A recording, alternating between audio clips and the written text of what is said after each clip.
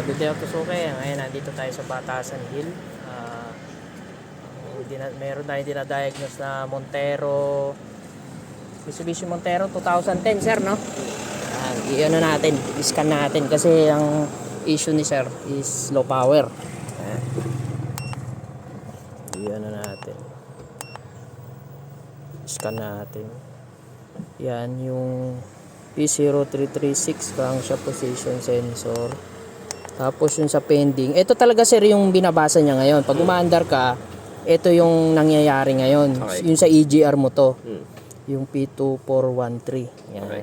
So kailangan... So dalawa yung code mo. So ang gagawin natin, burahin muna natin. Okay, bara. Basa ulit. Yan, wala na yung sa store code. Tsaka yung sa pending. So ngayon,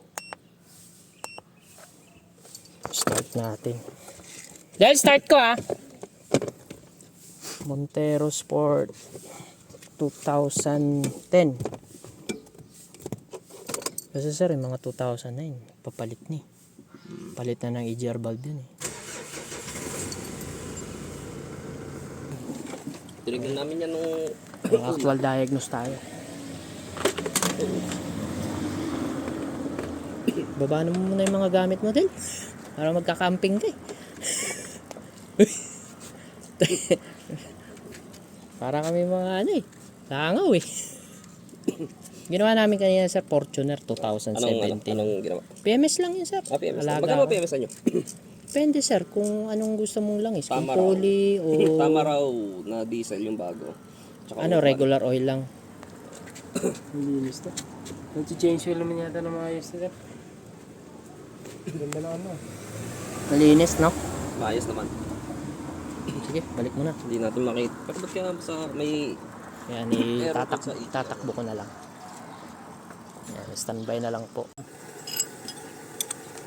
Tangina, walang kausok-usok. Pag ito walang blanking at walang usok, ay ganda. Linis lang. Hindi na gumagana yung kaya nagbabasa kasi nga hindi niya kayang pagalawin.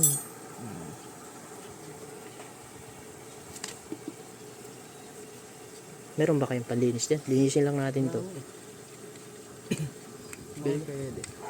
Brake cleaner o Brake cleaner. o carb cleaner. Ano na? Ito lang linisin natin. Brake cleaner Or carb cleaner. Oh, puta. Wala siyang blanking. lupa na yan Asan yung wala siyang blanking. Mamaya hindi na gumagana to. Kabukas pa lagi. Sir, kuha ng panlinis yan. Linisin natin. Maya pwede. Yan, sobrang dumi yung EGR niya. EGR valve. May ka? Ha? Linisin muna natin itong EGR valve niya. Yan, sobrang dumi.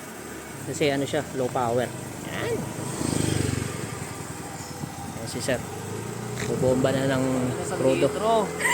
Tatanggalin sa litro. Ayan, okay na yan sir. Mahal na yan, 100 pesos na. Pag ito, hindi na gano'n. Linis Ayan, linisin muna namin EGR. Low power tsaka